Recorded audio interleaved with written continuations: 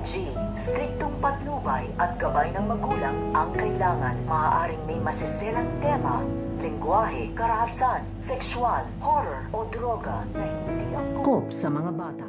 So ito nga si Don Facundo, habang may kausap nga ito dito nga sa kanyang telepono, ay madidinig nga dito nito nga nilalatanding ang pakikipag-usap nito nga Don Facundo dito nga sa telepono. At nung pagkatapos nga makipag-usap nito nga ni Don Facundo dito nga sa kanyang kausap sa telepono, ay nakita nga na kaagad dito ito nga si Lola Tanding. Kaya agad nga niya itong nilapitan at tinanong nga niya ito kung kanina pa nga daw ba ito dito nga daw sa kanyang likuran at kung narinig nga daw ba na dito ang kanilang pinag-uusapan. So ito nga si Lola Tanding ay magsisinungaling nga ito at sasabihin nga niya na wala nga daw siyang narinig dahil kararating nga lang daw niya nung pagkatapos nga daw niya makipag-usap dito nga daw sa kanyang telepono. Kaya nga ito nga si Don Facundo ay binabantaan nga dito ito nga si Lola Tanding na kung meron nga daw siyang narinig ay wag na nga daw itong makakalabas dahil mananagot nga daw siya dito nga daw sa kanya. So pakakaabangan nga natin dito